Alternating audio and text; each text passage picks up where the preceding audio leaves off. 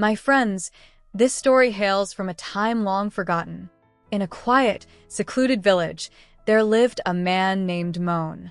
His life was one of humble simplicity. He shared a modest home with his family and spent his days and nights toiling tirelessly to make ends meet.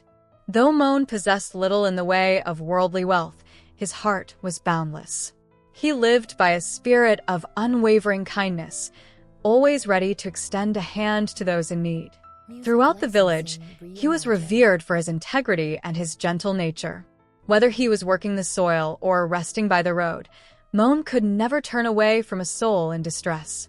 If a stray, hungry dog wandered by, he would share his tiffin without a moment's hesitation. If a weary traveler crossed his path, he would offer up his own meal as a gift. His wife, Sunita, often grew frustrated by his selflessness. "Your generosity is leaving our own kitchen bare," she would fret. "When will you learn to think of yourself?" Moan would simply offer a patient smile. "Sunita," he would say, "there is no enemy more cruel than a hungry stomach. If we have the power to ease another's suffering, how can we refuse?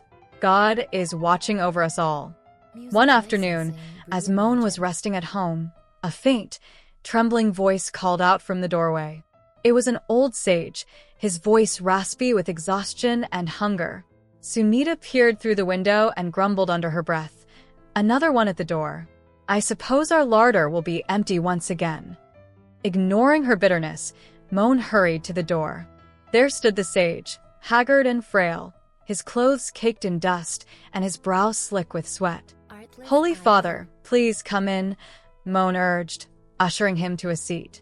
"Rest your weary bones. I will bring you water." He returned with a cool drink, which the old man swallowed slowly, letting out a long sigh of relief as a flicker of peace returned to his weathered face. "My son," the sage whispered, "it has been 2 days since I last tasted food. If you could find it in your heart to spare a morsel, I would be eternally grateful." Moan hurried to the kitchen, only to find that just 2 rotis remained, the very meal intended for his own lunch. Without pausing to reconsider, he reached for them. Sunita blocked his path, her eyes flashing with anger.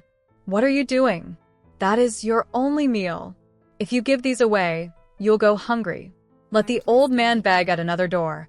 "We have nothing left to give." Moan looked at her steadily and spoke with a soft, firm grace. "Hunger does not wait for a more convenient time, Sunita. This man has starved for 2 days. If we turn him away, what hope does he have? We must trust that God will provide for us." Though Sunita's voice was sharp and reached the ears of the sage, the old man waited in silent dignity. Moan ignored the tension in the room, approached the visitor, and placed the rotis before him. "Please, Father, eat. It is the best we have to offer." The sage did not speak. He ate with the quiet intensity of the truly famished. Once he had finished and drank his fill, he sat in a state of profound calm. As he rose to depart, he beckoned Moan closer.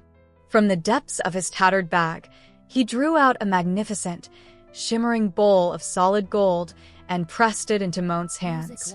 Moan recoiled in shock. "Father, I cannot accept this. This belongs to you." The sage smiled warmly. "Keep it, my son. A king gave this to me as alms last week, but a man of my path has no need for such things.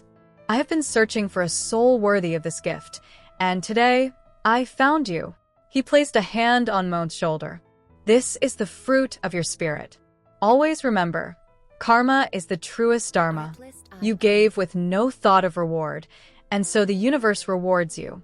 Continue your path of kindness. God never fails to provide when the time is right."